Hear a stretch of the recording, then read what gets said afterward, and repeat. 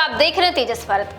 देश भर के रेहड़ी पटरी और ठेला व्यवसायियों के अधिकारों, सुरक्षा और रोजगार से जुड़े मुद्दों को लेकर राजधानी दिल्ली में एक महत्वपूर्ण राष्ट्रीय संगोष्ठी का आयोजन किया गया। नई दिल्ली के कॉन्स्टिट्यूशन क्लब ऑफ इंडिया में आयोजित इस कार्यक्रम ने देश के लाखों स्ट्रीट वेंडर्स की समस्याओं और उनके समाधान को राष्ट्रीय मंच पर प्रमुखता से उठाने का काम किया। लेकिन इस संगोष्ठी की सबसे खास बात यह रही कि समाज सेवी एवं उद्योगपति राम गोपाल सिंह की मौजूदगी और उनके द्वारा दिया गया भरोसा, जिसने छोटे कारोबारियों और पटरी दुकानदारों के लिए नई उम्मीद जगाई। कार्यक्रम में प्रतिनिधियों, सामाजिक संगठनों के पदाधिकारियों और स्ट्रीट वेंडर्स ने हिस्सा लिया। इस दौरान वेडिंग जोन की कमी, प्रशासनिक उत्पीड़न, बार बार होने वाले विस्थापन, आजीविका की असुरक्षा और सरकारी योजनाओं के प्रभावी क्रियान्वय जैसे मुद्दों पर गंभीर चर्चा हुई।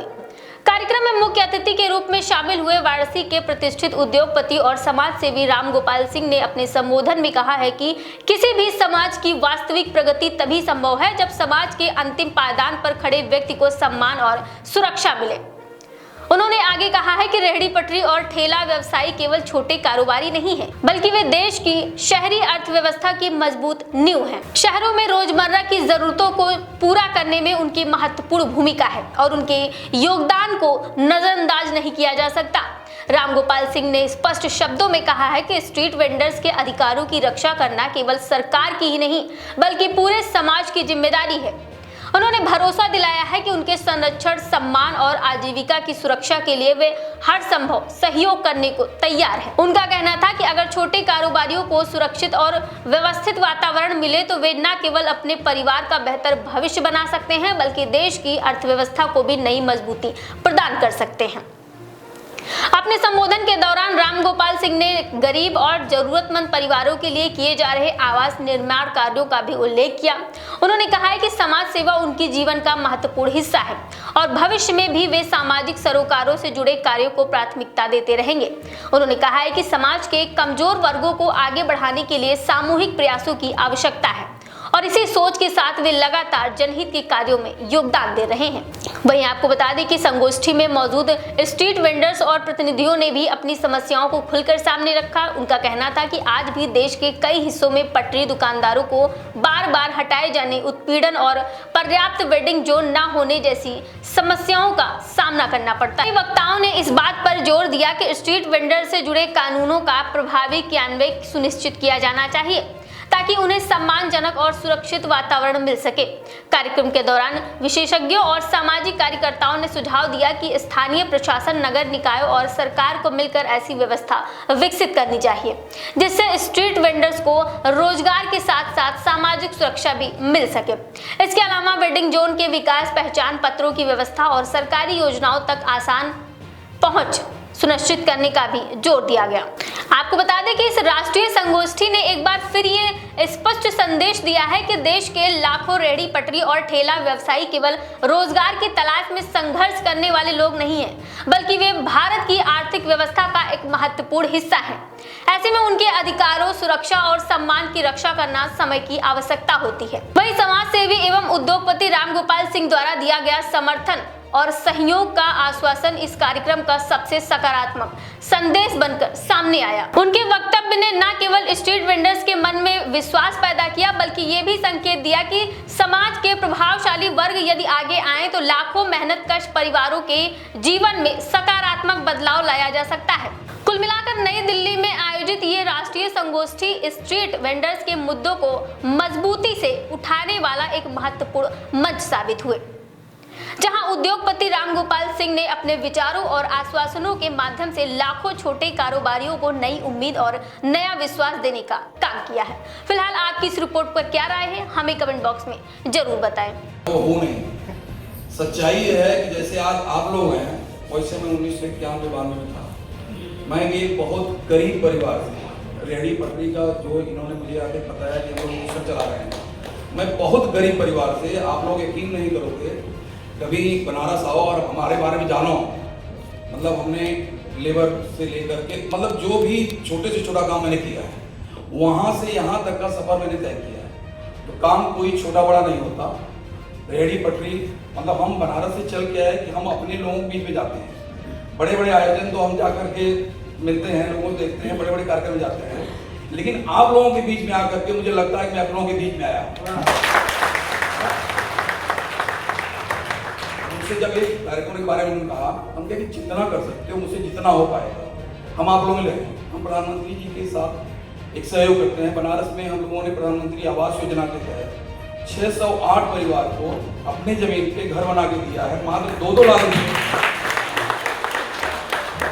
और दूसरी प्रधानमंत्री योजना भी है।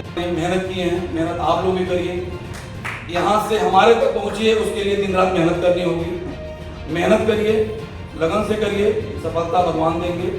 और हम आप लोगों के साथ हैं, आपके संगठन के साथ हैं, जहाँ जब भी जो जरूरत होगी तन मन धन से हम आपके साथ हैं। जिनके पास जमीन नहीं है उनको सरकार जो है घर बना के देगी। और इस बार हम लोगों ने बैंकों से मीटिंग करके बात किया है कि आप लोग इन लोगों को फाइनेंस करिए। जैसे 5 लाख रुपए का घर, 5 लाख रुपये आपको देना है घर के लिए, तो 5,000 रुपये किराए का मकान में आप रखते हो, तो 5,000 रुपया वो किस्त भरोगे और आपका मकान अपना होगा। ये प्रधानमंत्री जी का सपना है और प्रधानमंत्री जी के सपने के साथ हम लोग भी मिलकर पर्यन्तां वन्दे श्री गुरु परंपरां। श्री राममय सब जग जानी, करहु प्रणाम जोर जुग पानी। मंच पर विराजमान आज के इस आयोजन के अध्यक्ष महोदय, स्वागत अध्यक्ष जी एवं सब अतिथिगण, तो कहे भाई ये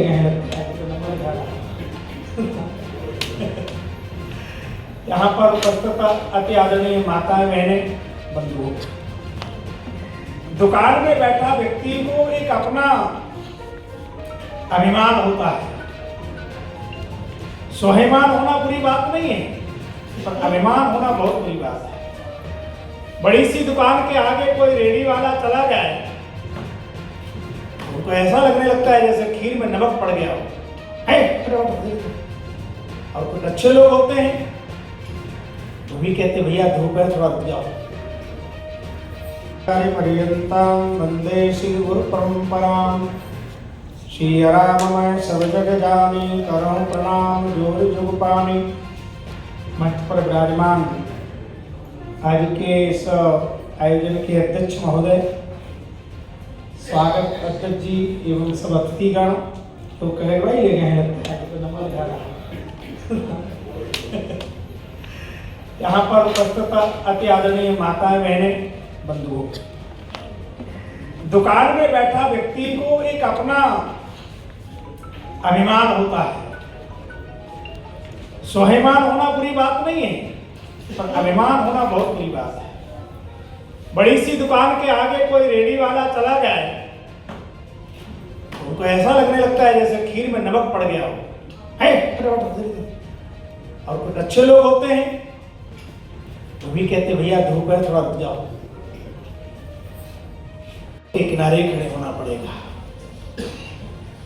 रोड पे खड़ा व्यक्ति जब सुबह घर से चलता है रेडी लेकर के, घर में कोई बेटा बेटी होता है, वो कहता है, कहती है, बेटा कहता है, बेटी कहती है बाबूजी 2 दिन से स्कूल में फीस मांग रहे हैं, थोड़ा दे दीजिए ना। अपनी बेटी की सिर पे हाथ रख के उसे पुचकार कर कहता है बेटा ऊपर वाले से प्रार्थना करूंगा कि आज थोड़ा सीख से सामान बिच जाए तो तेरे लिए थोड़ा कपड़ा भी ले आऊंगा और तुझे फीस की भी व्यवस्था कर दूंगा। वो बैठा रहता है रेडी पर, कोई आने वाले को उस भाव से देखता है जैसे भक्त भगवान को देखता है। थोड़ा सा सामान ले जाए तो मैं जो बच्चे से कह के आया तो व्यवस्था हो जाएगी। जेब में रखे हुए पैसे को कई बार गिनता है, नहीं नहीं अभी तो इसमें 50 रुपए कम है, अभी 100 रुपए कम है। शाम तक टकटकी लगा के देखता है, व्यवस्था हो जाती है ना। सोचा था 500 रुपए की व्यवस्था हो जाए और कदाचित 700 रुपए की व्यवस्था हो जाए तो उसकी प्रसन्नता इतनी होती है मानो उसे पूरे समाज की, पूरे राष्ट्र की निधि मिल गई हो। इतना आनंद और प्रसन्नता होती है।